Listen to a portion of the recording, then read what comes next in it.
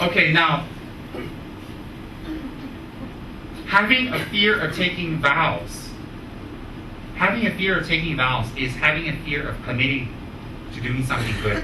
Why? We may know our habits. We may know we're greedy. We may know we're lazy. We may know that we're a procrastinator. We may know that we're someone that makes excuses. We may know that we're someone that just doesn't want to push ourselves to make an effort. So we are afraid of taking vows. But there's a positive side. People who are afraid of taking vows and commitments, they're actually very good. Why? They're actually people that when they take it, they will hold it.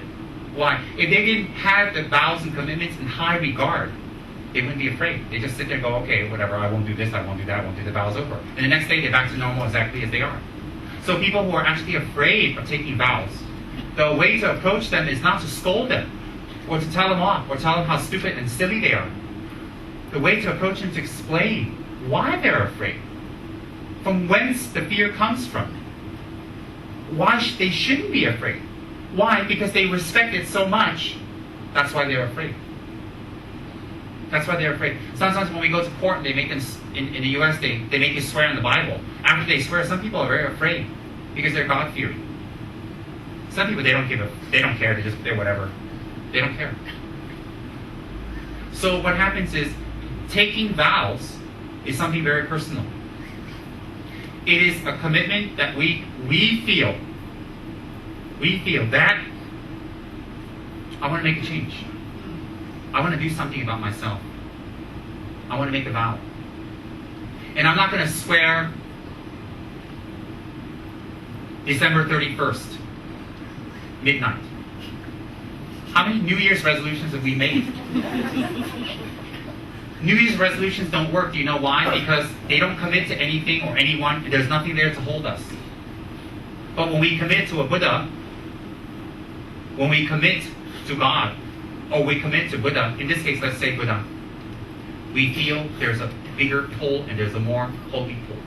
Why? If we can prostrate in front of the Buddha and collect merits, if we can do meditations on the Buddha and we can achieve inner growth, then definitely doing something detrimental to a Buddha, although he won't get us back, there will be detrimental results because we have made a promise in front of something that can grant something positive, but we twisted it around.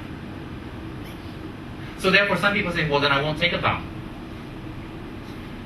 If you don't take a vow, for real practitioners, if you don't take a vow, there's no basis for any of attainments to arise. No attainments. You think it's no big deal if I don't have any attainments arise.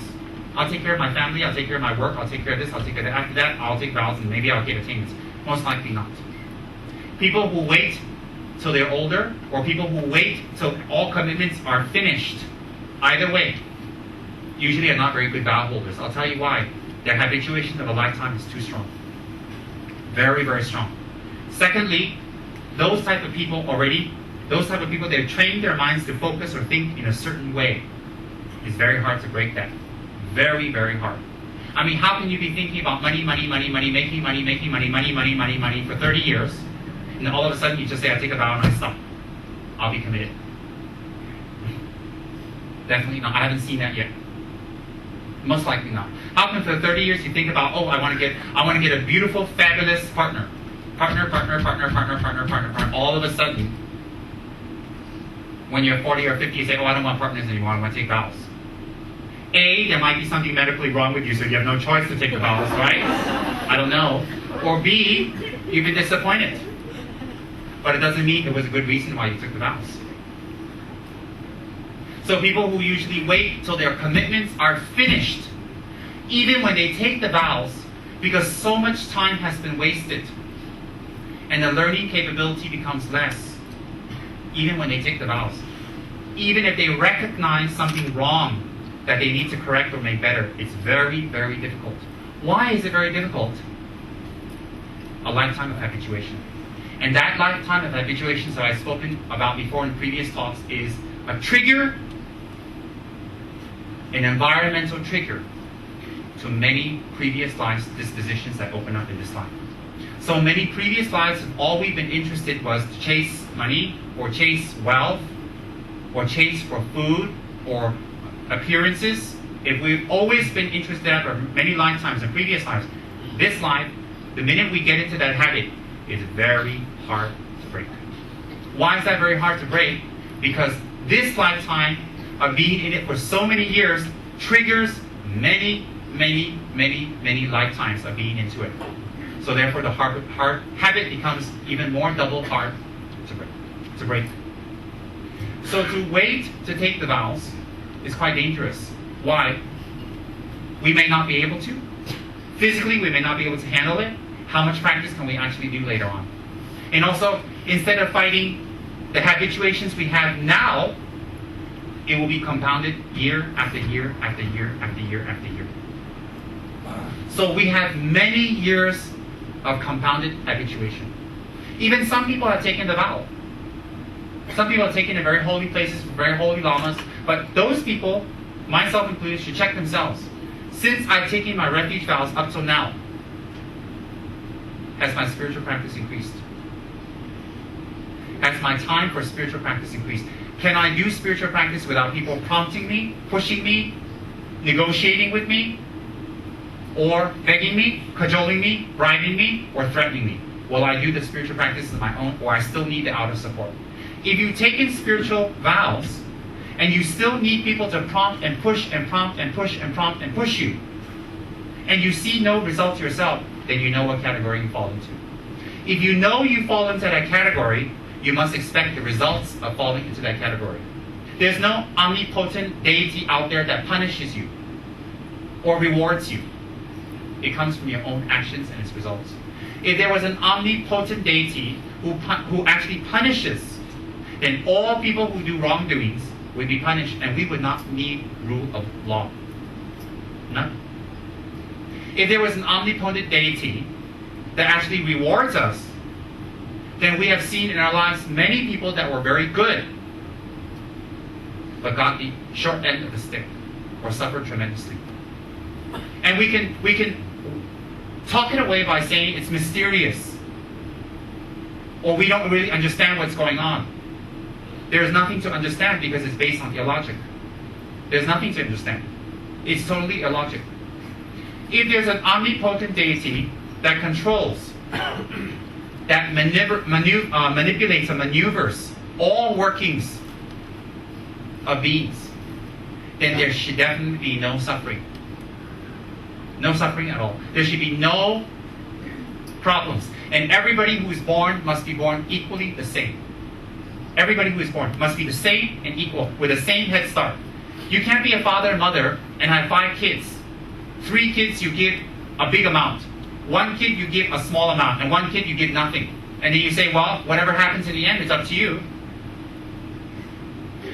You can't have 1 kid that's handicapped or blind and deaf, and then the other kid, all his faculties are totally all right.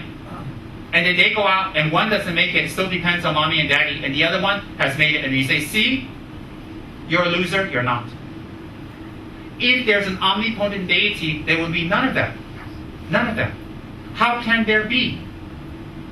And then, if we're giving free choice, if we are given free choice, and we can choose and pick as we like, how can we have free choice when we're born in a jungle somewhere, naked, running around with spears, with bones going through our noses and our ears? And we eat our neighbors because, they got on our nerves. Personally, I wouldn't eat people who got on my nerves. I'd throw them out. But anyways, think about that. So if you're born somewhere in some jungle, naked,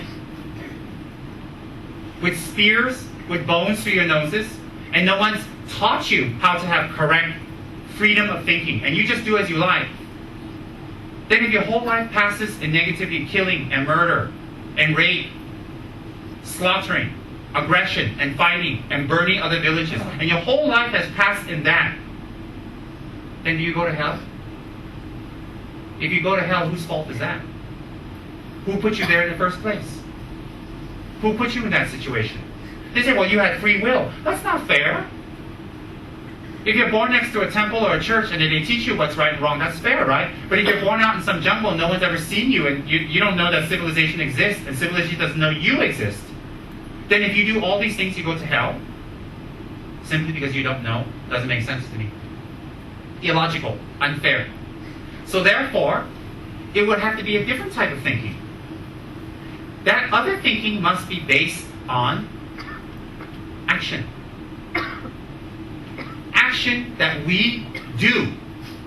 And those bring results. And therefore, because each one of us is unique and different, and each one of us create different types of actions that would very logically surmise that it creates different results. And therefore, all of us have different types of results. Example, if we lie a lot, and we say things that are not true, and we say things that always for our own advantage to cover our faults, and we lie again and again and again, it is said, by the power of lying, one will always be around friends that deceive one. One would always be with partners and people that deceive and that trick and that use us. One second is when we speak, it will have no power. People will not listen. And people will not take credence, or people will not take any type of weight in what we say due to lying. An accumulation of lying can result in us being mute in future lives. Mute, unable to speak or talk. At this level, 100% we say, oh yes, that's it. Difficult for most of us. We need some type of penetrative wisdom. We need some meditation. But for most of us, we can think, that makes more sense. That makes more sense because why? Then you have to take responsibility for yourself.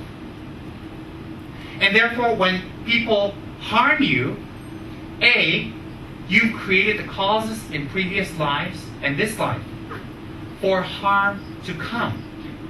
And so when you're in that situation, an environmental cause opens up, and therefore that harm can come to you. Because why is some of us always deceived? Why is some of us not deceived? Why some of us talk and it has a lot of power, and some of us talk it doesn't? What can be the cause of that? Because there's an omnipotent God pulling strings? Or is it that it is self-created? If we think that it's self-created, whether at this point it is self-created or not, doesn't matter. Never mind. Whether at this point it is self-created or not, it doesn't matter. Why? Because this type of theory and thought makes us take responsibility and let go of anger. How does it make us take responsibility and let go of anger? How? Because if we have created the karma to receive this type of result, the ultimate author and doer was ourselves. So everybody else was just caught in the crossfire of the opening of our karma, or the ripening of our results. A. So that way, when we think about it, we can let go. That's why His Holiness the Dalai Lama says, on that type of thinking and basis, we can let go of a lot of anger.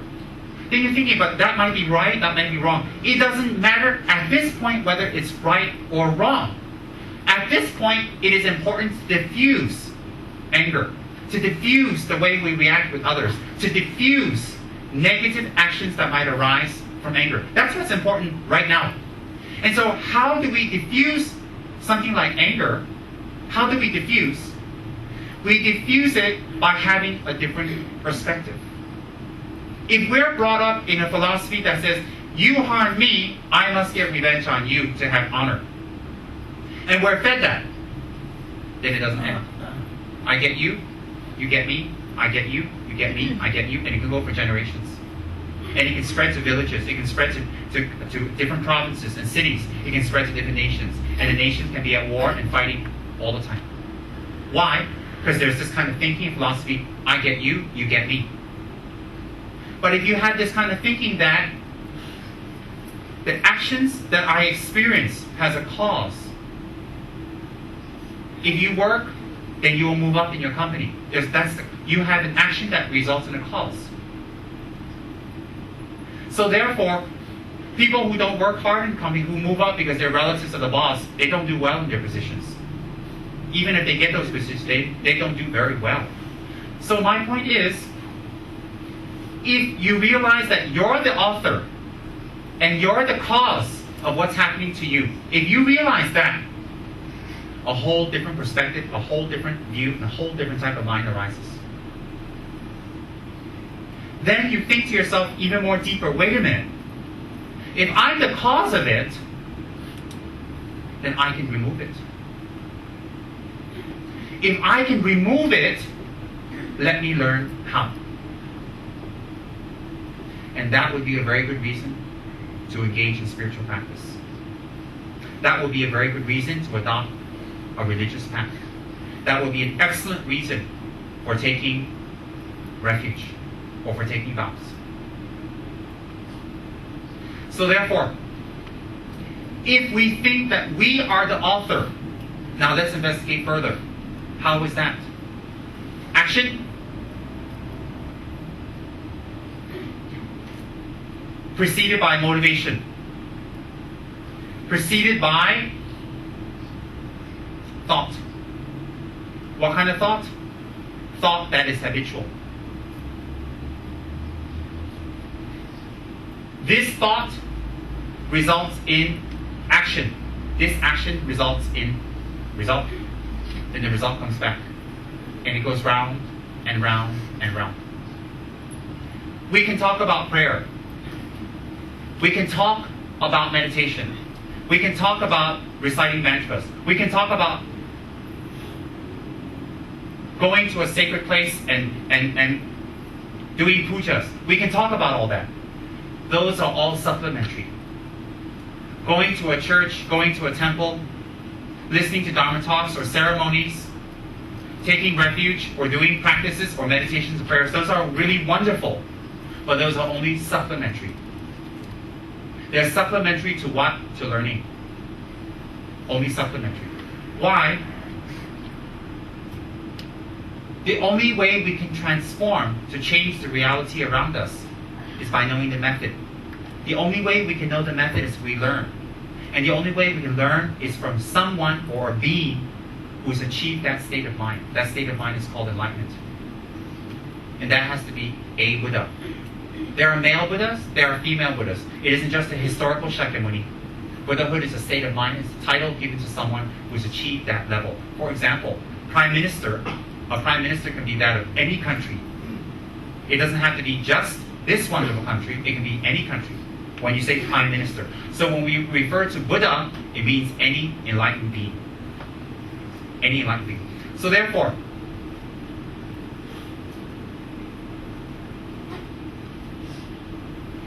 we have fear of taking vows because we fear we'll lose freedom. But that's wrong thinking. Actually, we don't have freedom. We really don't have freedom. None of us. It's only some of us take it for granted. Some of us think about it more. Some of us don't think about it more. We all don't have freedom.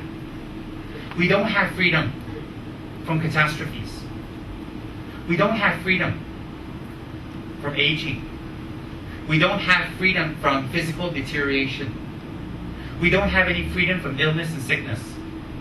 We don't have any freedom from financial disasters. We don't have any freedom from our anger. We don't have freedom from our jealousies and our attachments. We don't have any freedom from our gluttony.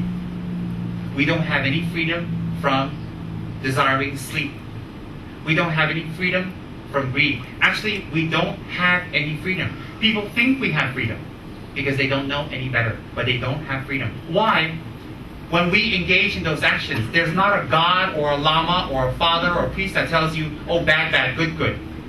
Whether there's a person telling you good or bad, those actions will create negative circumstances for us. Understanding them and not understanding them makes no difference. Why does it make no difference? Because they are inherently negative. Inherently. Things that are not inherently negative, for example, drinking. Drinking alcohol, surprisingly, yes, is not inherently negative. Engaging in copulation is not inherently negative. Wanting to wear nice clothes is not inherently negative. Shouting is not inherently negative. For example, a mother who loves a child and uses forceful means to train the child because it's very stubborn. Shouting. All these actions are not inherently negative. Inherently negative actions are whether they do negative to others or bring negative results to yourself and others directly and without having to think anything. Example, killing. Killing is inherently negative. It from its own side is negative. So whether an animal kills another animal knowingly or not knowingly, there's karma involved. Whether a human being kills with premeditation or not, there's karma involved. The leverage or the strength of the karma is dependent on the motivation. But killing is inherently negative. Cheating on one's spouse is inherently negative. There is no justification in any way, shape, or form. It's inherently negative. Why is it inherently negative? Very simple. It creates pain. It creates pain in others. It creates pain in people you care or people care about you, and it creates pain in yourself. Why? Because you habituate yourself to do more and more, creating more pain for other people. It's inherently negative. So when we cheat on our spouse, it's inherently negative action, inherently related to the body. There are 3 negativities of the body that to be avoided when we take refuge, and one of them is cheating on our spouse. Now, if we're not married, and the people we run around with is not married, and then we engage in copulation with them, I'm not saying it's okay, but it's not inherently negative. Don't say, oh my God, on the way out I pass out condoms or something. No, I'm not talking about that. I'm talking about inherent negative or positive. So if you don't have a partner, and the people you're engaged with doesn't have a partner, and you guys are together, that's up to 2 consenting adults. So whether your consenting partner, the factor is this, the factor is no one is hurt in this practice. No one is hurt. No one gets damaged, and that's very important. Some cultures believe that women don't matter. That women are there to just bring pleasure. And that women, doesn't matter if they get hurt. That's the way it should be. In Buddhism, they don't believe in that. And they don't respect that. And they don't agree with that. As I've explained before, definitely not in Buddhism. Why? Buddhism doesn't look at the sex of the person. Buddhism looks at the mind of the person and whether the mind is damageable or not. It can receive pain. That's it. So, since the mind can receive pain in Buddhism, male and female are equal. Equal. As I've explained before, in Tibet, it's very common for women to have 2 or 3 or 4 husbands. Very common. Men cannot, women can. Definitely cannot. Women can divorce men anytime and receive half the property. That's very common in Tibet. You see, in Tibetan Buddhism, female energy is very much admired and respected. Very much. That comes from the philosophy of not bringing harm. And females are considered a little more kinder than males because they're able to produce and carry and use their body in such a way that brings a lot of pain to themselves but give life to others. So they're very much respected for that. Very, very much. It's a matriarchal society. And that's based on Buddhism. So therefore, if we have a partner, or we're with a partner, whether you're with 100 partners, or you're with one partner, the criteria is this. There's no moral rock throwing here, cannot. The criteria is very simple, and you take responsibility. When I engage with this person, do I harm them or myself? That's subjective, isn't it? Some people say, yes, if you run around with 100 people, and you're having a good time with 100 people, one a day, it's harmful to yourself. I mean, that's subjective. You can catch diseases and all that stuff, definitely. You can pass diseases. But my point is, we're talking about karma now. I want to focus on that. And so, if you're with another partner, see, religion or conservative types of Buddhism says, oh, cannot, that's bad, you do this, cannot. But look carefully. Who in this world, in the modern world, can just throw everything aside? Shave off their hair, okay, maybe one. Shave off their hair. And go into a mountain. They say, okay, no good food, no sex. I'm not going to get angry. I'm not even going to wear my glasses because, I'm not attached anymore, so it doesn't matter if I can see in front of me or not. I'm not going to wear any nice clothes. I would just wear a potato sack. And it doesn't matter whether it's hot or cold. I'm going to hang out in the cave because I'm not attached, and I'm going to meditate on Tsongkhapa and recite his mantra until I'm enlightened. Or bust. Probably bust. Who can do that? It's impossible. So we have to find the middle way. People do have desire. People do need fulfillment at this level. People do need company. They need food. They need a nice place to stay. They need socialization. They need that. So if you say cannot, it's either can or cannot. What you have is a lot of guilt factor. You create religions that create a lot of guilt and a lot of fear and a lot of you're going to go to hell. And we don't need that. We have enough guilt. We have enough guilt. There's an American saying, you must have a Jewish mother. They say, yes, I feel very guilty. But it's actually a compliment because Jewish women are wonderful. Or a Chinese mother, that's a new thing too. They're kind of similar. But what's my point? My point is we have enough guilt. We don't need more guilt. So if we want to engage in intercourse with someone, we have to think, will this harm? We think, no, it doesn't harm. I don't know, whatever like that. Then there should be no harm. But to say no or nothing, it's unhealthy. Why is it unhealthy? Because we're not with us. We're not the Virgin Mary. And what's with that Virgin Mary anyway? How can you be a virgin and have a baby? But never mind. I think it's more symbolic. She's very pure and clean. I think it's more like that.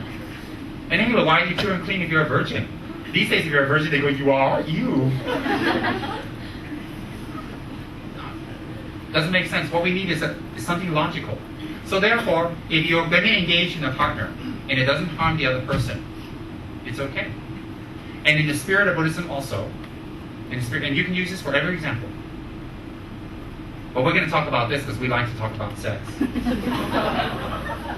You like to hear it and I like to talk about it, and it's legal because we're in front of the Buddha. And none of them are giving us any evil faces. So they're all happy, they're all smiling, and you're smiling and I'm smiling, so we must be on the right path. We'll talk about things that we don't dare ever talk about in the church or temple. No, especially in Asia. Sex? You cannot talk about that. Oh, sex. It's not inherently bad. It depends on the motivation. So therefore, if you don't harm the other person, you can do things with them. You can do whatever you like. You can do it the normal way. You can buy leather. You can wear construction clothes. You can buy the stewardess outfit for your friend. Make her wear the stewardess outfit, although she doesn't want to, but you beg her, so it's all right. You can do it with, if you're a man, you can do it with, a few women. Sorry. You can do it with another man. Or if you want to be a woman and you want to do it with a man, that's okay too. If you're a woman, you want to be a man, you want to do it with another woman, that's all right too. The criteria is you don't harm anyone. To put very restrictive rules on people that are unnatural is very difficult. Very, very difficult. To put restrictive rules on people that they can't carry out right now is very unnatural. When we take the refuge vows, it says no sexual misconduct. What does that mean? That means sexual conduct that would harm another being. So therefore, there's no fear about taking vows about no sexual misconduct. None. Why? It didn't say you can't engage in that. But how? So when you take the Buddhist vows, you say you don't lie. What's so hard about that? Which of us is lying all the time? There's nothing hard about that. Nothing at all. Then the Buddhist vow says don't kill. I mean, I don't think we have any Jack the Ripper reincarnations here, do we? I don't think so. We don't have Jack the Ripper reincarnations here. Then it says, don't create schism. I mean, look, all of us gossip a little bit here and there, don't we? We gossip about people in the office, we gossip about that person, we gossip about that guy, we gossip about why that guy's 50 and his new girlfriend is 18. We all gossip. We gossip why, if her hair is real, if it's dyed, that her chin's falling apart. I mean, we gossip all the time. We can't control that immediately, can we? But if we take a vow and we make a conscious effort, that's the beginning. Taking a vow doesn't mean after that you're a saint and you can't make any mistakes and you've got to walk the rest of your life on tiptoes on lotuses and not step in the mud. We're not like that. The whole country of Tibet was Buddhist. We lost our whole country. Why is that? Because everybody was pure and perfect? Of course not. Of course not. Definitely not. So once we take refuge, you think you have to be pure and perfect? No. But it's the beginning of you to become a better person. To make a conscious effort to take on those vows to say, I'm going to do something better with myself. When you take your vows, is the first step to freedom. Why? Every day that you hold your vows, every single day that you hold your vows, is creating a positive potential, or let's use the ancient words, karma, to be free of the results of those vows that we hold. Example, when we don't lie anymore, people will listen to us, people will respect us, and what we say will be treasured by other people. Doesn't that feel good? So when we don't lie and we hold the vows, when we don't lie and we hold the vows, there's results. You're thinking, well, whether we hold the vows or we don't hold the vows, there's still karmic results, right? Yes, there is. But you see, most of us do not engage in negative actions such as killing and stealing. Most of us do not. We don't do things like that. So therefore, simply by existing every single day and not doing those actions do not create any positive karma. Why is that? If by refraining from killing, we receive the result of not killing. Example, if we don't kill, we get a long life. We're reborn with a pleasant body, a pleasant appearance that attracts, an appearance that commands respect, an appearance that is pleasant in seeing. We'll get that kind of body. And that is subjective in every culture. Why? We'll reincarnate in whatever culture, we'll reincarnate in whatever body that would be pleasing to that culture, we're going to be there. It's not one stereotype. That's illogical. So therefore, if you're born on Mars and they have one eye and one ear, then you have one eye and one ear, you'll be beautiful there. Not here, but there. Similarly, if you go there, you'll be ugly. So my point is, from not killing, you'll have a strong body, a healthy body, a body that recovers, and a body that's attractive. Sikje Chembu Sena, with charisma. Very powerful to attract. Very powerful to see. When you walk down the street, walk anywhere, people have to stare at you and look at you. You'll have that type of body from not killing. That will be the result, a direct result. A very powerful result. So therefore, if you take the vow of not killing, every day that you don't kill, you will accumulate that type of result. Whereas if you simply don't kill and you don't take the vow, you don't have any type of result. There's no resignation there. There is no designation. There is no confirmation. None. You're simply refraining. Because if simply refraining from an action created positive karma, babies must create a lot of positive karma. Parrots must create positive karma. They don't kill. Herbivorous animals must create positive karma because they don't kill. No. Simply refraining from an action doesn't mean you're collecting virtue. Why? Because the intention is not there. Intention, motivation, intention, action, completion. Those four causes must be there for an action to have result. Motivation, intention, action, and confirmation. You're happy you've done it. If these are not there, it doesn't constitute an action. Similarly, if these are not there, it doesn't constitute taking a vow or getting a result. At the same time, it doesn't constitute breaking a vow. Breaking a vow must have intent. Motivation, intent. Action, and completion must be there to break a vow. So therefore you think, oh, I want to kill a person. I'm going to kill him.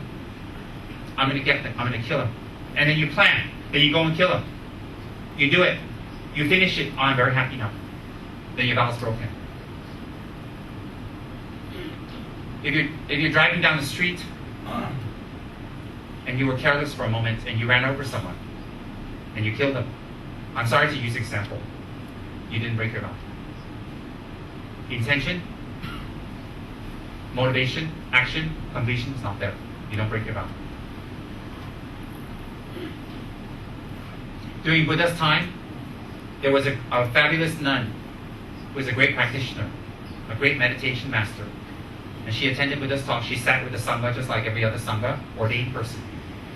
And she didn't reside in a monastery, in a nunnery. She resided in a cave. And she went there for meditation.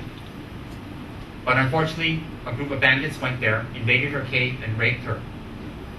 And so when she attended the teachings the next day after that, she was still able to attend. Some of the other monks told her she can't sit up there with them. And she said, why not? They said, you're disrobed because you've engaged in intercourse. So the Buddha intervened and asked her in front of the Sangha and the people there attended for teachings, did you intend that? She said, no. When they engaged in the action, were you happy your vows are broken? She said, no. And after, when it was finished, did you think in your mind, oh, I wish to do that again? She said, no. Then Buddha says, you didn't break your vow. You are a nun. Please remain seated and attend the talks. So the other monks kept quiet. So what am I trying to say? Is to break a vow or to take a vow, motivation or intent, action, completion must be all there. If it is not there, it doesn't constitute breaking a vow. Doesn't constitute. But that doesn't mean, oh, just because you're habitually inclined, so therefore you can keep on your habituations and never change yourself and never transform yourself at all, and you simply keep on doing what you've been doing before refuge, same after refuge. And that's not very good. So people are afraid of refuge or taking vows because they're afraid of challenging and pushing themselves to another level. They're very afraid of that. And what I want to tell people is, don't be afraid to challenge yourself. Don't be afraid to push yourself to another level. We all need an impetus. Sometimes we need a religious doctrine. Sometimes we need a teacher. Sometimes we come across a prayer. Sometimes we read another person's life story that's very inspiring. Sometimes it could be our very precious mothers. Sometimes it could be a school teacher that becomes an impetus for transforming ourselves. I'm not saying only by religious vows you can become a better person. No. But universally, religion is respected mostly. And religious vows are respected still in this world. Therefore, religious vows are more easier to associate with transformation. So therefore, if you don't have religious vows, it doesn't mean you cannot transform. Of course you can transform. Of course you can. But as I said, because religious vows are more associated with transformation, it's more easier to associate transformation with these vows. What are the vows for? The vows are a direct attack for our habituations. Our habituations are the causes of our imprisonment, are the causes of our suffering. All habituation. So therefore, what we need to learn first is, and this is in relation to vows, imputed objects are imputed. Imputation means something that doesn't exist on its own side. It exists from our side, but not from its own side. That is called imputation. An imputed phenomenon or an imputed object. For example, a horn on a rabbit is an imputed object. It does not exist. It does not exist at all. To say it exists, to draw it in pictures, and to make stories about it, and then scare children with it and say, oh, you know, if you're very naughty, this horned rabbit's going to come and poke you and hurt you and bite you.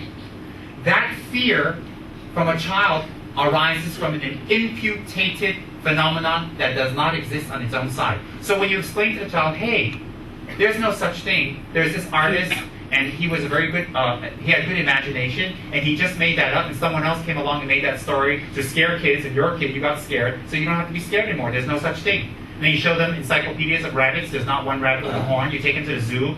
There's no, to the pet shop, there's no horn. So the fear of the child goes away. Why? He realizes that it's not real. Similarly, when we have a vision of someone, or we have an idea someone is greedy or selfish or not nice, it's an imputation.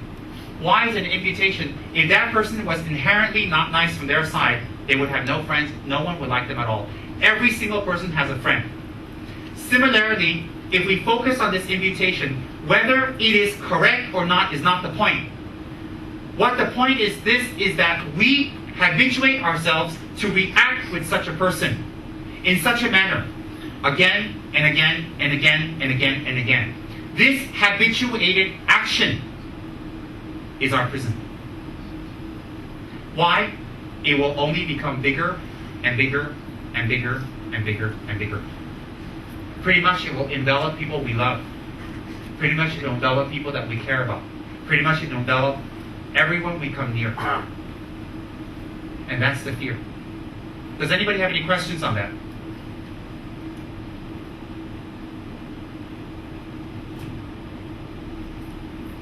It's a slightly advanced topic. Does anybody have any questions on that?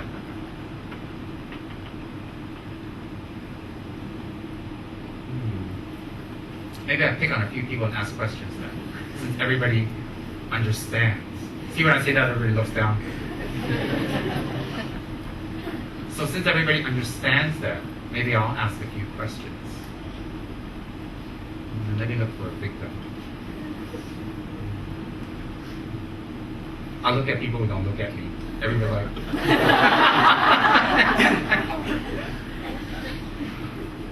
Let me ask.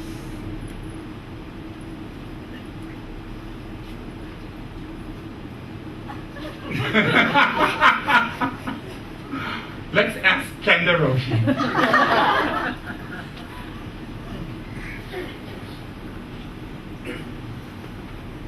Taking responsibility. Is that inherently, not taking responsibility, is that inherently negative or not? It's a trick question, so be careful. He's a PhD holder, so let's see how smart he is. I don't know, the arts or something. He looks at old paintings and blows the dust off. See, he's thinking.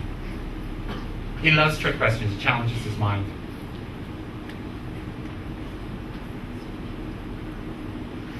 We're waiting here. We're aging.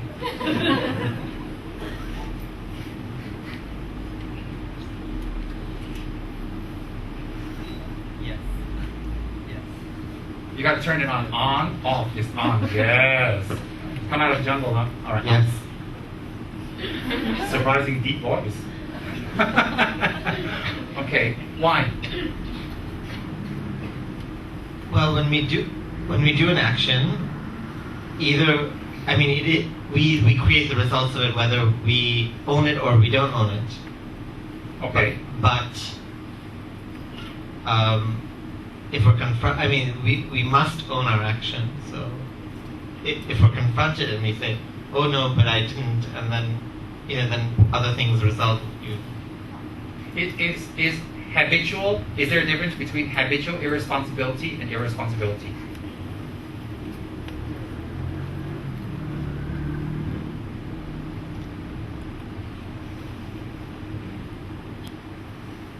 No, because doesn't it go in the cycle? It comes back and reinforces. It becomes the situation. So if you don't know something and you're irresponsible, it's the same as if you know it and it's habitual, correct? Yes. Incorrect. So if you've been transported to somewhere in Africa and you're living in a hut and you're supposed to get the water from the river 50 kilometers away and you didn't do that, and you didn't know you had to do that because you're looking for the faucet, and then they say you're irresponsible. Are you? Do you collect the karma being irresponsible? No, you have to. Do you collect the karma being irresponsible means pushing your weight on someone else and letting other people do something for you that you're supposed to do and you don't care about the pain it creates them? Maybe double the work or double the time. So unknowing irresponsibility and habitual irresponsibility, is there a difference? Well, if you break a law, you suffer the consequences. Whether you know or you didn't know, you still have to. No. Unknowing irresponsibility. and knowing and habitual irresponsibility. Is there a difference? Yes. What is the difference?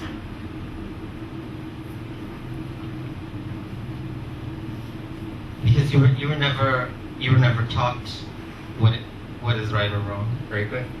And the other one is habitual irresponsibility. You know, you do it again.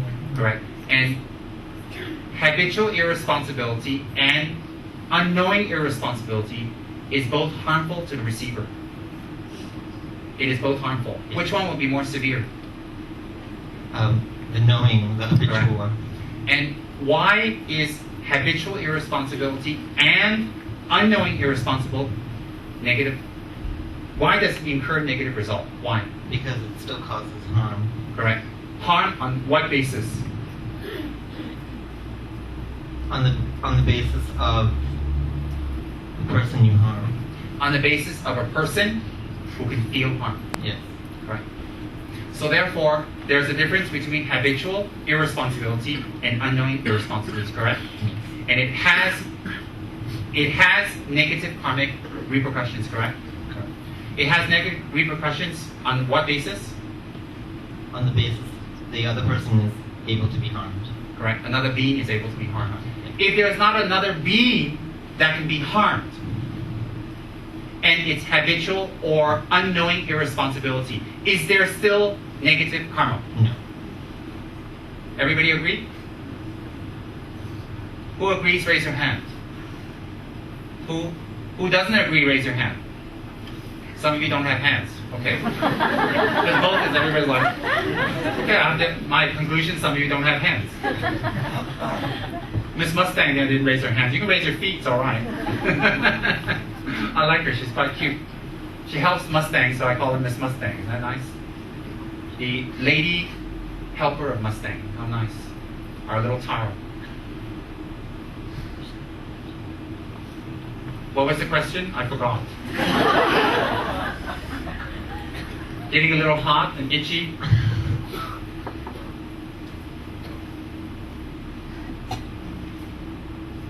What was the question? I forgot. You forgot too. If there's no object to be harmed, there's no receiver of the object of our irresponsibility. Is there still negative karma accrued from being irresponsible, either intentional or unintentional? Unknowing or unknowing, sorry. Is there still negative karma that arises from that? yes. But you said no. I've changed my mind. Upon reflection. Upon reflection. Do you change your hairstyle upon reflection in the mirror? No. Some things you don't reflect. Okay. We like your hair.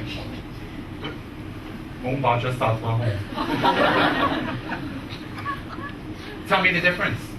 How is it when there's no recipient of harm, of your irresponsibility, there's still negative karma that's accrued? How? Because you created action that you have to suffer the result. But there's no one to receive that action, so how do you have to suffer? So if I slap you or I slap the curtain, the karma is the same? But your My motivation is to hurt a curtain? no, you reinforce the imprint in your mind. What's the imprint in my mind? To hurt curtains. No, to let your anger out. Okay.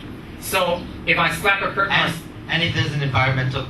If a person's standing there, it might arise again. Excellent.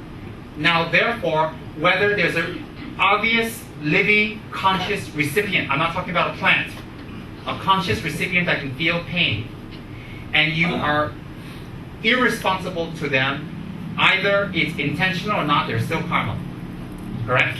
But if there's not a living recipient, and you're still irresponsible, you still collect negative karma, correct? Why? Because who are you harming now? That's right. How do you harm yourself when there's no outer recipient of your irresponsibility? How do you harm yourself? Because you reinforce in your mind. What are you reinforcing? The imprint. Okay, so if you reinforce the imprints in your mind, why is that negative? Why is that harmful? Because if the right environmental cause comes along, you'll react in that way. That's right. So therefore, if we are irresponsible, whether it is knowing or unknowing, there's still karmic repercussions. Which one will be heavier? Well, knowing. Why knowing heavier? Because of your intention. What are the two factors that arises from that? You've mentioned it already.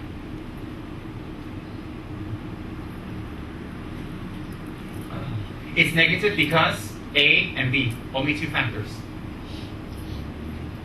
Your motivation?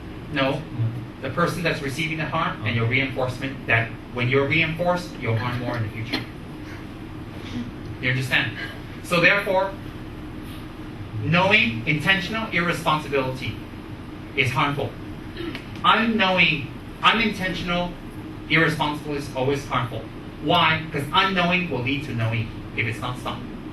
So a person who is irresponsible and creates harm, setbacks, not following deadlines, not falling in with other people, and is harming them. When it harms them, and it's intentional, that creates negative karma. Correct? So therefore, if a person views an irresponsible person in a negative way, is that subjective or objective?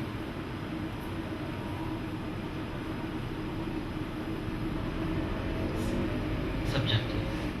Why is that subjective? The person is irresponsible.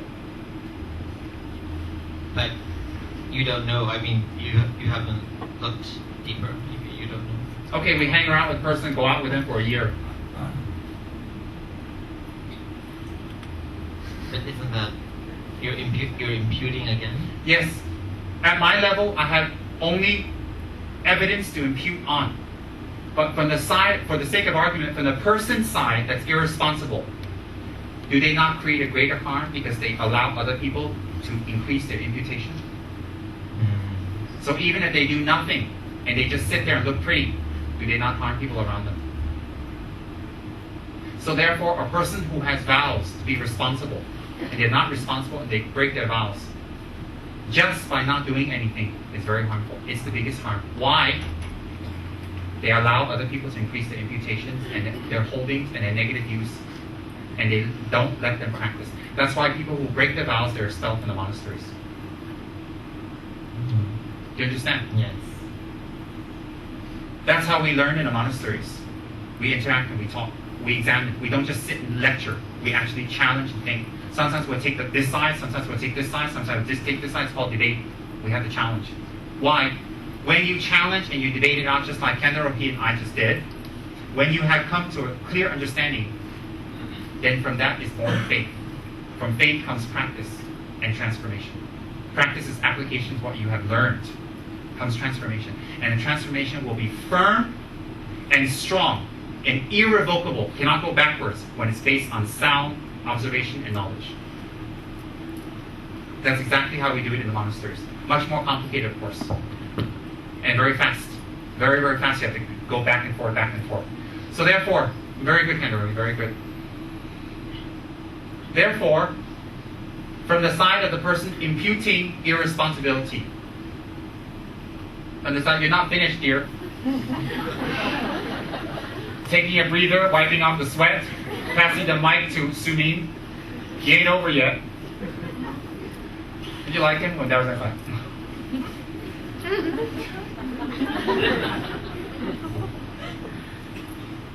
Scratching your hair again? I told you shouldn't be Tibetan. Wash it more than once a week, please. Kendarohi is very Tibetan. He's a reincarnation of a Tibetan. What? I don't know, but Tibetan. So did you like Cleveland?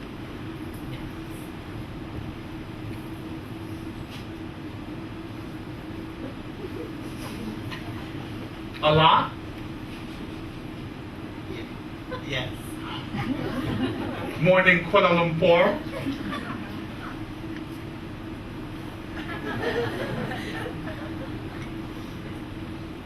We're waiting.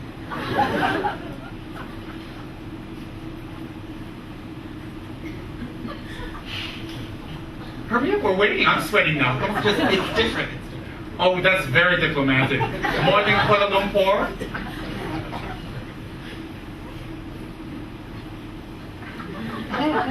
Hurry up, come on, we want to move on. some ways. Yeah. We got a traitor in the house. There's a traitor in the house. I don't want to tell anybody to do anything to this foreigner, but let's get him afterwards. There's a traitor in the house. You like Cleveland more than Kuala Lumpur? Cleveland? Hard to believe. You want? No, from you it's not hard to believe, but it's all right. Well,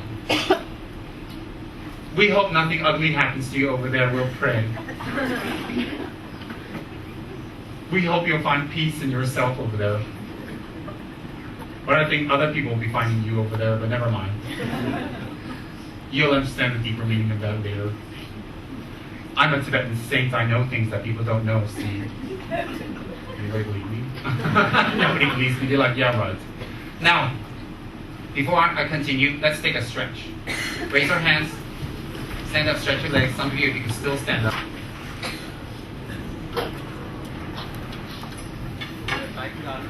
Pass him a microphone.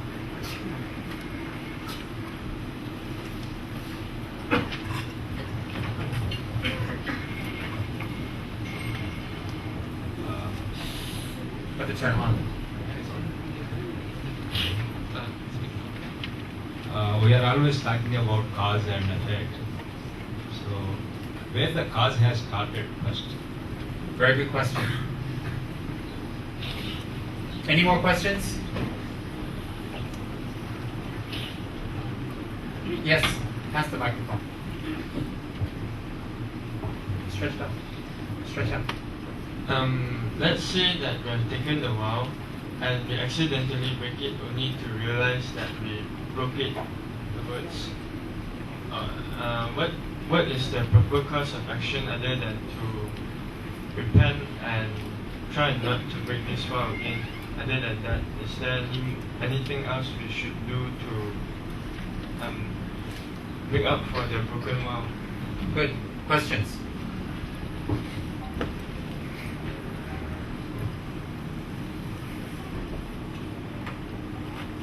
Questions? Especially for people taking vows, please ask your questions. Don't not ask your question and email me you got a question. I won't answer. Ask now. Yes? Microphone. Are you sure that thing around your neck's not edible? Looks delicious. Yes? What is the significance of the actual ceremony as opposed to just saying, taking the vows from your heart or in front of a statue? It is a very good method for Tibetan Lamas to extort money. Okay, questions?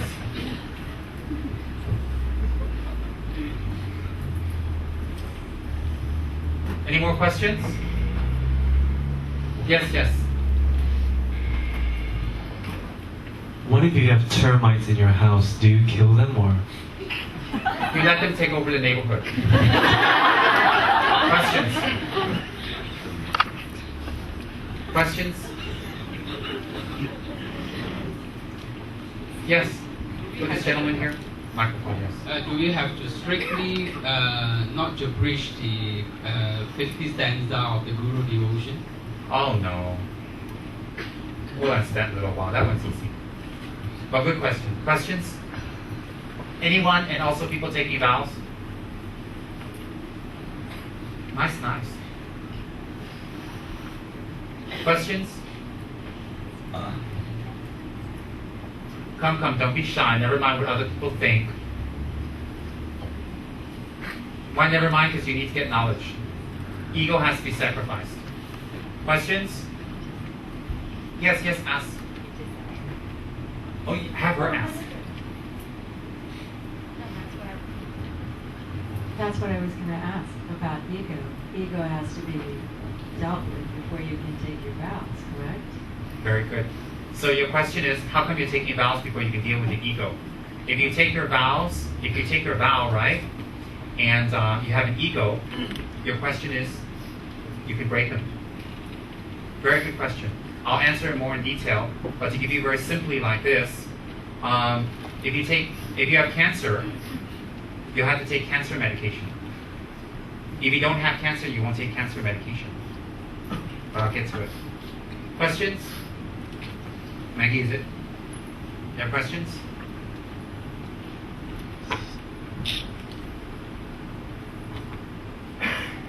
How about this? Kandarohi's sister, yes. Okay, deep Dharma insight. Microphone on, off, on. Finish talking, off. Very deep. Remember that initiation. Go ahead. How about if one day one cockroach invade my house? What? Say that? How about if one day one cockroach invade my house? One cockroach. Well, if you like protein, eat it. No Quest- way, so steaks. Questions, please. Quick, somebody ask a question, quick.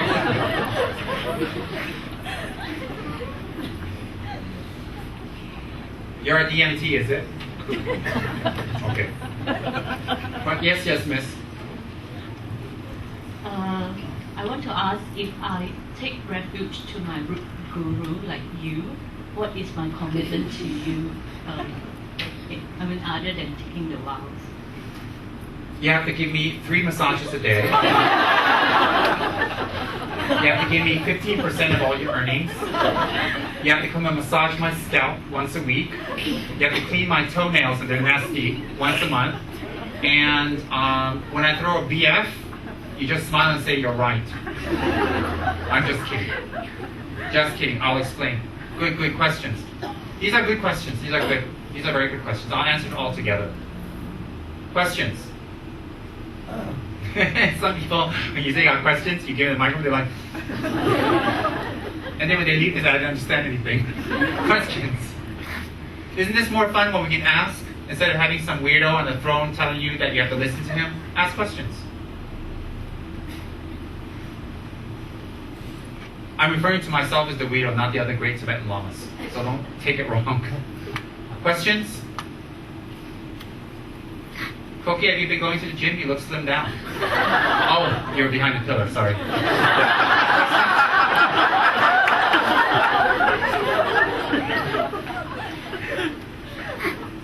You were half covered, so it was deceptive. I imputed you lost weight. Questions? Actually, I just want to tell someone that I like Winding's glasses. They don't have to be shy just because I mentioned it. Questions?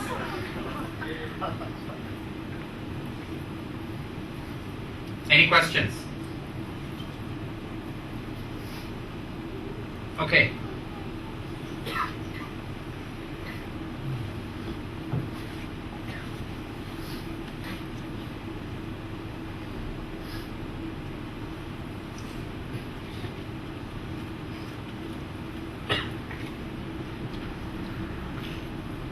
Can anyone answer me? Does a fully enlightened being, like the Buddha, need to take any vows? Buddha needs to take a vow. Shakyamuni take vow.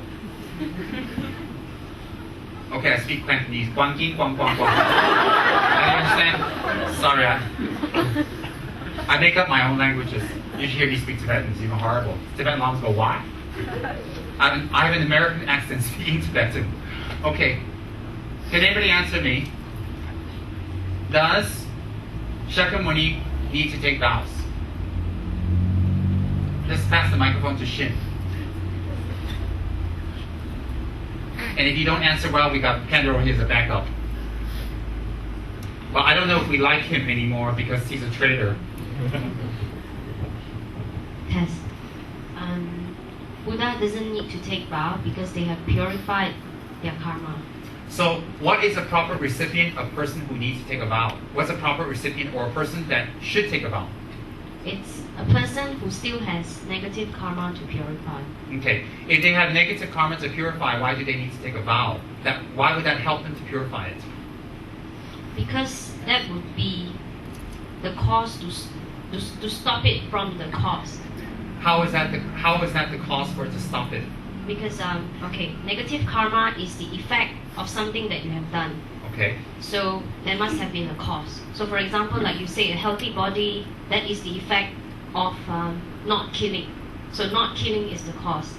So, for example, you have negative karma. Very good. So if you take a vow of not killing, and you don't kill, what's the difference in getting a good body? Can you repeat that question? Yes. If you take a vow of not killing, or you simply don't kill, those two results, which one will bring you a healthy body and why? By taking a vow, then you will get that because you have all the. So if you take a vow, and as a result of holding your vow of not killing, you get a healthy body, is that correct? Yes. You get a healthy body from refraining from killing. Yes. Why is that different than not taking a vow and simply not killing? Because it's not a conscious action. It's not without the four elements that you mentioned just now. Correct. So therefore, if the intention is not there, it does not equate results. So therefore, taking a vow creates a obvious and open and direct intent. Correct? So when you have the intent and you take the vow, by holding the vow every single day, the karmic repercussion or the karma from that would result in something that's similar to the vow. Do you agree with that? Okay, does everybody understand that? So therefore, if we have a disease, then we need to take medication. If we have a problem, we go for counseling. If we're naked, we wear clothes. If we're hungry, we eat food. Similarly, if we have ego, that's the best reason to take a vow. And the reason why is, it is a conscious, open, and direct step to battle the ego. Conscious why? Once you take the vow, if you are a conscientious person, and most people who take vows are, you will start learning, investigating, studying, contemplating on the cause of the ego, the antidote, and applying the antidote.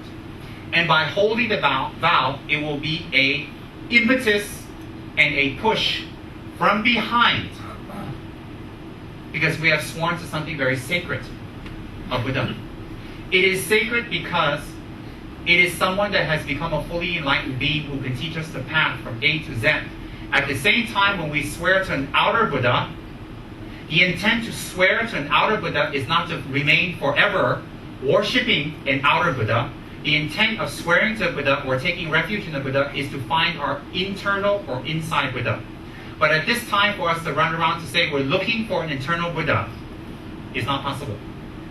So if we live under a great artist, the minute we get involved with this great artist, we don't become a great artist ourselves. We have to go through training. After training, we can become a great artist. So when we come under the influence or the tutelage of a great artist, we trust a great artist, we surrender ourselves to a great artist, so whatever instructions the artist tells us to do, we will do it. Why? By surrendering to the artist, we are opening up the artist in all of us, in ourselves. Why? We have that potential, but we don't know what to do yet. We don't know how to prepare the canvas. We don't know the symmetry of the human body. We need to learn about background. We need to learn about colors and mixing, acrylics, oil, water. We need to learn the basis from all of that. So once we surrender ourselves to an artist, rather than losing freedom, we gain freedom. Why? In discovering the artist in ourselves. Similarly, how do we discover the artist in ourselves when we surrender? Because when we surrender to the tutelage of the artist, and we agree with whatever the artist, what this lady artist is teaching us, what she's teaching us, her experience, her knowledge, her art, when we learn, we become our own artist. Why? She's passing knowledge to us. So if we fight along the way, we don't do our homework, we're not respectful to her knowledge. Respectful means we just, whatever she teaches, we don't want to listen. Then we won't become an artist ourselves. And if we do, it will be a very long, long, hard journey. So, submission to a guru, when we take refuge, is not some haphazard, groupie hippie type of, you lose all sense of what I'm allowed to do and not allowed to do, what I can and what I cannot do. It's not that at all. When you submit to a guru, there's the outer physical practice of taking care of the guru's needs. Example, food, lodging, clothing. Why? So that the guru can focus 100% on teaching, explaining, and doing his job. But that is not really guru devotion. That is not really being devoted to the guru. If we live 100 miles away, 100 kilometers away, whatever, and we would like to help our guru, we would like to do some paperwork, we'd like to do some administrative work, and we like to, and our intent is there, but we can't due to geological differences. Different geographies. We're in another country, another city. We're away. It is not we're breaking our guru commitment, we're physically not able to. Since we're not physically able to, we don't break any guru commitment vows with 50 verses of guru devotion. What happens is real guru devotion is not about massaging, giving money, giving lodging, giving food, or taking care of the guru. Those are just beginning steps that the guru uses to train up your mind. What real guru devotion is keeping your commitments. That is real guru devotion. So if you've taken higher initiations, and you have to do your talk every 2 weeks, and you do it, that is guru devotion.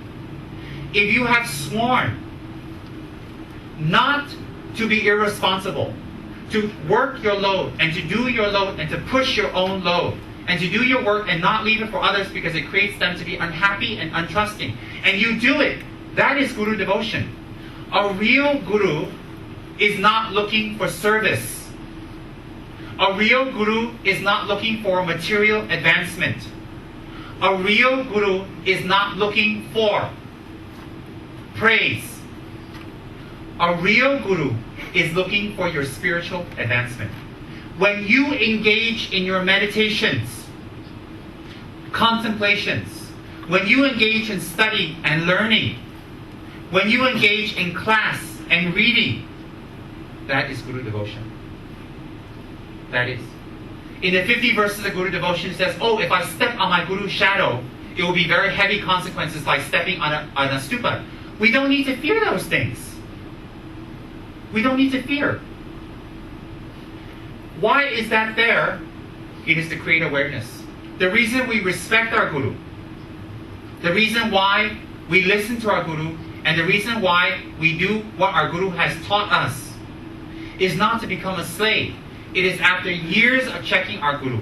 You see, years or months or decades of checking a guru is dependent on the student's level and interaction. If the student meets the guru or the teacher once a year, it's take a few years to check out the person. It's going to take a few years. It's not something blind. A person has a title, wears robes, or sits on a big throne, doesn't mean they're a qualified person. How to distinguish a qualified teacher? If you don't have the necessities or you don't have the tools to check, if you're not a biophysicist, you cannot check out another biophysicist. But what you need to relate to is the guru kind? Is the guru patient? Does the guru speak in such a way that touches your heart?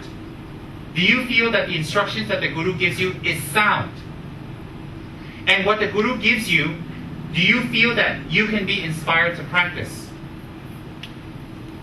That would be very good for someone on a level at this time. And real guru devotion is not about service. It is not about massaging or living nearby or doing this work. That is just peripheral. Real guru devotion is transforming your mind. Real guru devotion is when no one is watching you. You break your habituation and do the right thing. When someone is watching you and to avoid embarrassment and criticism, you do the right thing. When someone is not watching you and you avoid criticism and you don't care because you've committed. And it's very hard to break your habit, but you force and you commit and you push yourself to break your habit. That is guru devotion. Why is that guru devotion? Why? Because by doing that, you go on the journey of finding the real guru in yourself. Clear, conscious, aware, focused mind. That is the reason we take a guru. That is the reason. For example, there are some teachers who teach thousands and thousands of people. There is no way that one person can have interaction with every single person in the audience. No way. But then how to check? We can listen to the other students. We can check the actions of the other students. Are the other actions of the student, are the actions of the other students kind? Are they helpful? Are they generally nice people? What's the atmosphere? We can feel by that. We all have feelings. We're very sensitive people. That's one. Number two, if we're not able to check our guru directly, then we listen to our guru's words, writings, talks, speeches, tapes, to listen to what he teaches.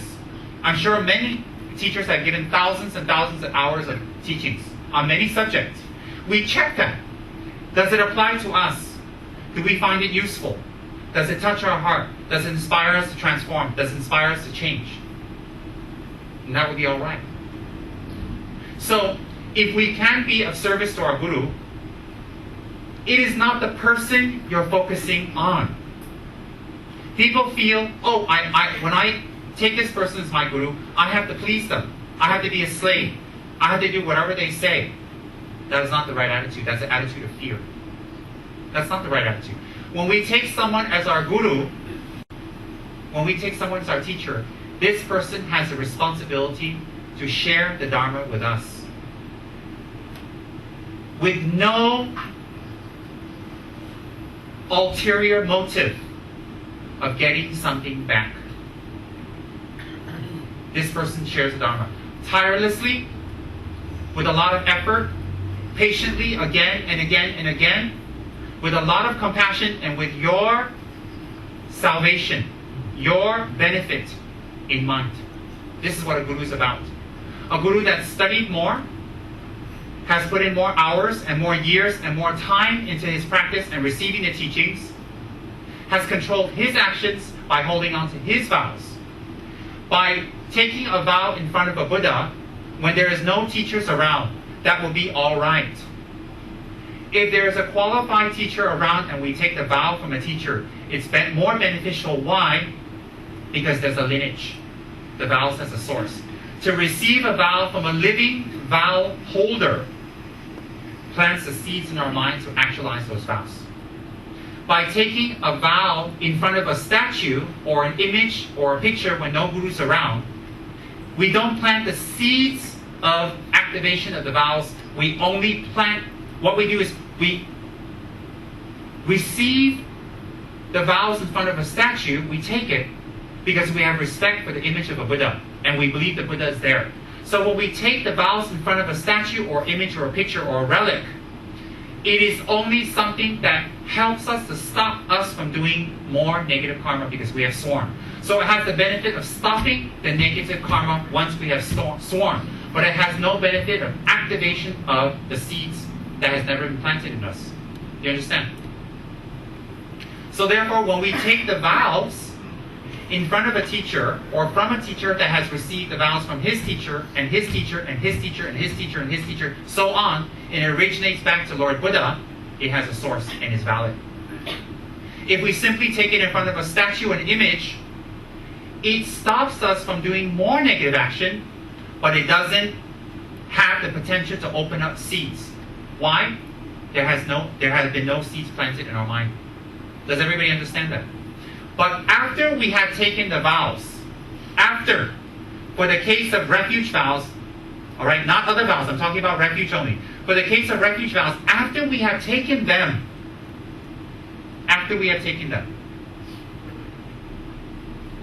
if we should break it, if we should haphazardly damage it, we may go back to a Buddha image, we may go back to a Buddha picture or tanka or representation. Make 3 prostrations, sincerely regret, apply the 4 opponent powers, and from henceforth, not break it again. It has a lot of effect. So once we have taken the vows, we can retake it in front of a Buddha image, a Buddha picture, or an enlightened being. Why is that? Think carefully, because you have already taken the vows. The seeds are there. It is likened to the seed being planted in the ground. If we don't cultivate it, the seed just doesn't grow, but it doesn't die or dry away. It stays there. So maybe when the rains come, 1 year, 1 month, 10 years later, the seeds will sprout.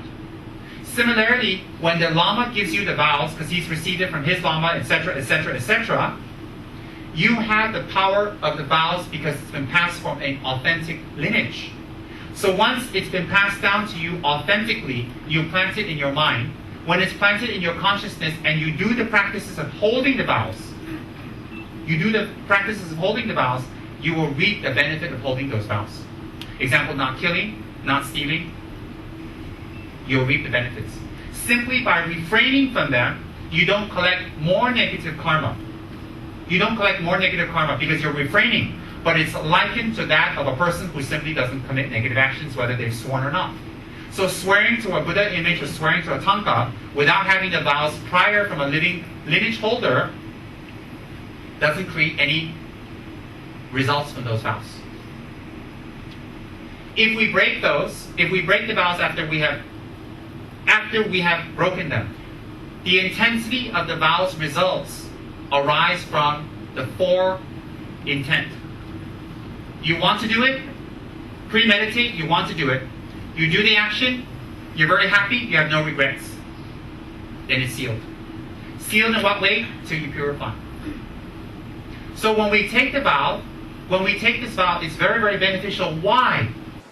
Because every day that you hold the vow, you also collect the virtuous, meritorious karma that it goes back to reinforcing itself. So every day that you hold the vow of not killing, it will become easier and easier and easier and easier and easier. Why? A, habituation. B, you are creating the direct cause of not killing. So in future lives, you will not be attracted to killing. You'll be not attracted to arts that kill. You'll not be attracted to beings that kill. You'll not encourage it or like it, go near it. And everybody who goes near you will be encouraged not to kill and will be changed by your non-killing peaceful stance. So instead of you being influenced by them in future lives, you will influence them not to kill as a result of holding your vows. How is that? Because the karma that arises from every day holding the vows of not killing. Similarly, when we don't lie, every single day we don't lie, we collect the merit of having the 60 qualities of perfect speech. Every single day. And in the future, dependent on our practice, our speech will be able to bring relief to other people, bring knowledge to other people, bring confidence and bring relief to other people. Why? Based on holding the vow every single day of not lying. Based on the vow of not lying every single day, we collect the vow. We collect the result of that vow. It's like putting an FD in. If you leave the FD in the bank, the interest can only accrue. Only can accrue. So therefore, taking a vow is very, very important for our Buddhist practice.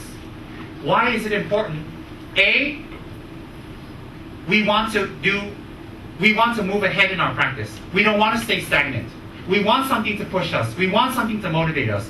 We want something that makes us feel we have to do it. And what will be more important than taking vows in front of the 3 jewels?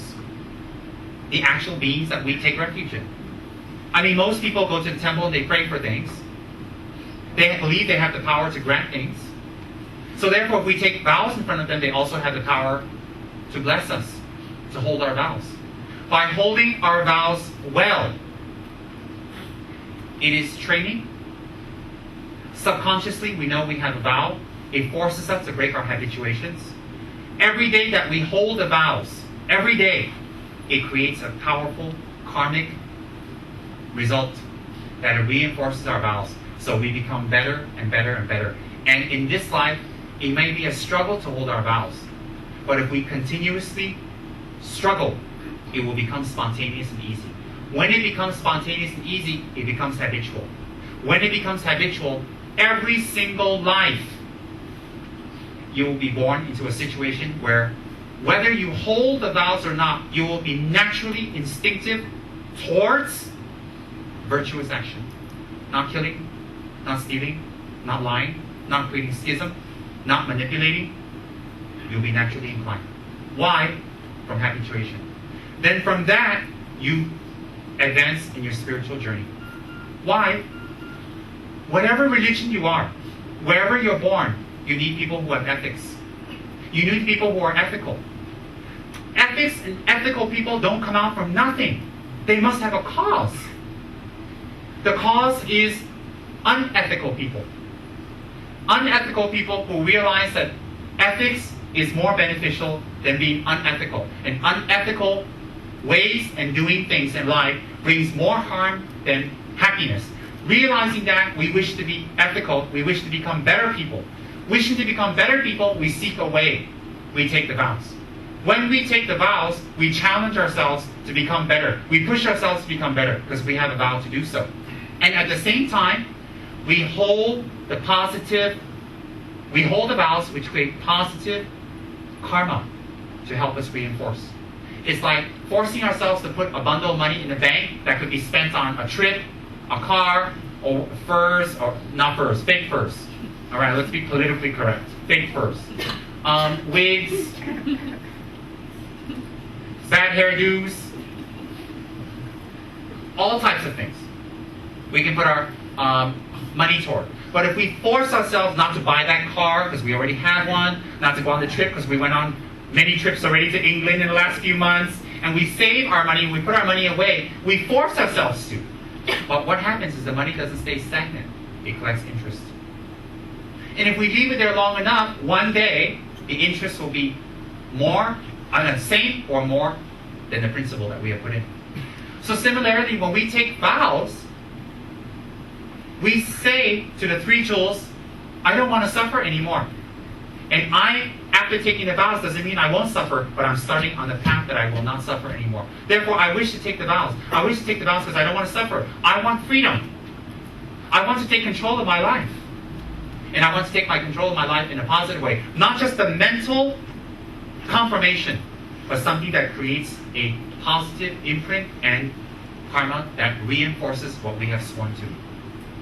So it's very important.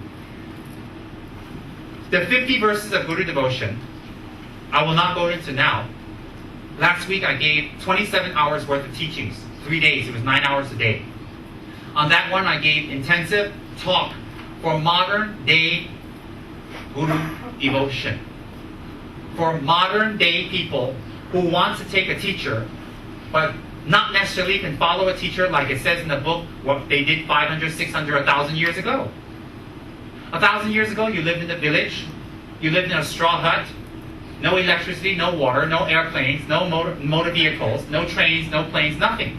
You hang out in your village, you work the fields, and then when you have free time, you go and help your teacher. It's very easy to do all that. It's not easy now. There are so many things that distract us. So therefore, for modern people who need to advance spiritually, they need to find a Dharma teacher. There's only so much you can learn in a book. So therefore, for those people, I gave a special set of talks that is based on the 50 verses of Guru devotion, condensed into the 9 attitudes toward a Guru, and then I condensed that some more into modern day practices for people. So for people who are very interested in that, I would recommend you to get that CD or VCD, I don't know what it's on, to listen to it. It will be very, very beneficial for you. Very, very beneficial. But no, what's in that book, you use logic. You use a conscience. If you're a Vietnam War veteran, you have no legs, and your guru walks in, you can't stand up, what do you collect bad karma? Of course not. But the book says, if your guru walks in, you don't stand up, it's bad karma. Come on, use your brain. Use your brain. So if you go on a picnic with your guru, right? And your guru and you and the group is playing Ring Around the Rosie and you're dancing around singing Om Mani Padme Hum songs, and you step on the guru's shadow, then you go to hell? So how to play Ring Around the Rosie? Logic. Logic. Standing up when your guru comes in. Not stepping on guru's shadow.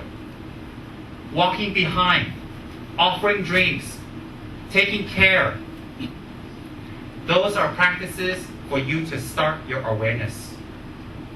Why? Most of us are not aware of other people and their needs and how we treat them and what we do. We knock them over, we step on them, we throw their things here and there. We're not responsible. When we practice Guru devotion, it is to someone that has taught us the Dharma and the path to spiritual enlightenment. So we treasure this person very much. By showing respect to this person, we are showing respect to all sentient beings. Why? If we are already an aware person, those practices, 50 verses of Guru devotion is very easy.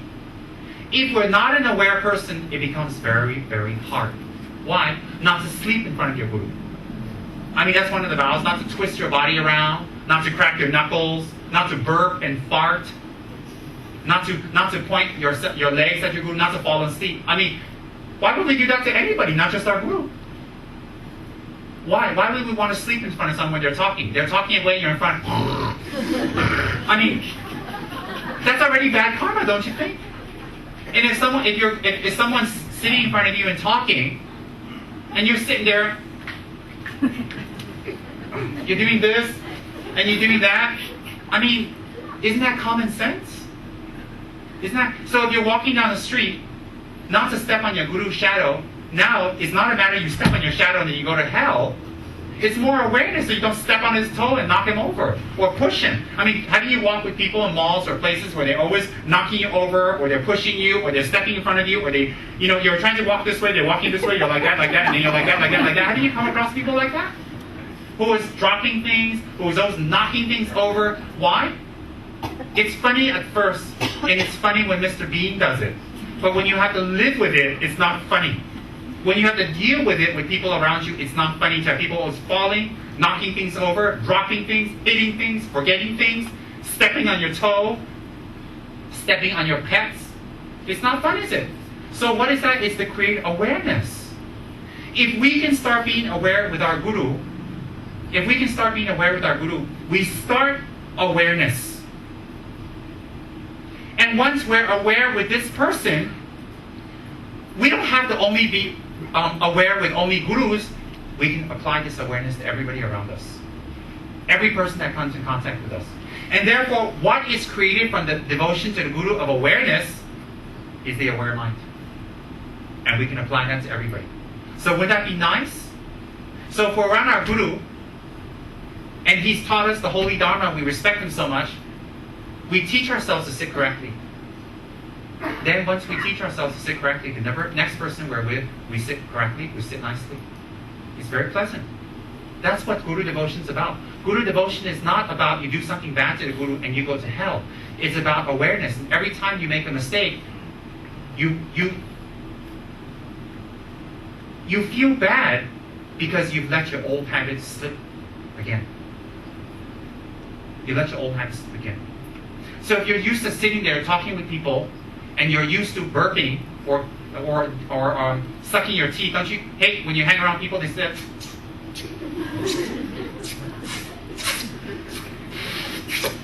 like some kind of musical instrument with their teeth. Doesn't that bother you? Well, when we're near our Guru, we're not supposed to do that. We're not supposed to do that because it's rude. It's very bad manners. And we allow ourselves to do that with everybody we go. So pretty much we'll go anywhere. Hey, Mr. Prime Minister.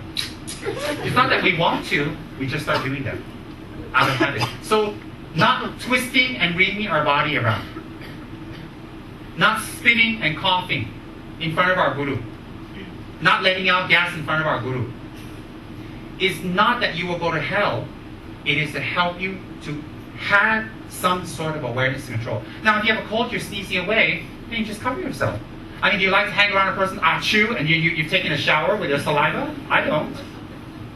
So if we start with our Guru, we can get this practice out everywhere.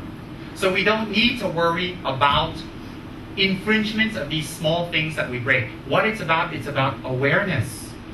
It's about awareness. And most important is, more important than those small little things, is if our teacher gives us a practice, our teacher has examined us, has listened, has heard, has checked, and has given us a special practice to do. And when our teacher gives us a special practice to do, it is molded and customized for us. It is molded and customized for us, especially for us. So if we respect our teacher and we have Guru devotion, we will be devoted to what he has told us to do, and we will complete it. So if our Guru sees that, we're 90 years old, and we can barely, walk across the floor, and we're already dragging ourselves, our Guru is not going to be some insane mental maniac saying, oh, you have to do 100,000 prostrations. And if you don't do it, you go to hell. But I want to do it. But you can't. That's not it about. But if your body is fit and you're all right, and then the Guru tells you to do 100,000 prostrations and you don't, and you make up all types of lame excuses to cover and procrastination and stuff, then you're not devoted to your Guru. You're not devoted to your Guru. If you're not devoted to your Guru and you can't even respect the person that teaches the Dharma, that takes care of you and gives you knowledge, if you can't even respect that, definitely this person will not respect other people. And if this person doesn't respect other people, they don't listen to other people, or they don't try to do things for other people, what type of life do you think this person will have? Happiness? Peace? Grounding? Harmony? Openness? Or fear? Or cover? Or lies? Or excuses? And when they do that, they increase their ego. So when we don't listen to our Guru, especially for Dharma practice, especially, it is a cause for us to increase our ego. And those people who break their Guru devotion commitments, you will see very clearly their ego is very big. I want to win is very big. Lying becomes very incessant. Covering becomes incessant. Why? Because they always have to cover what they've broken. It's very simple.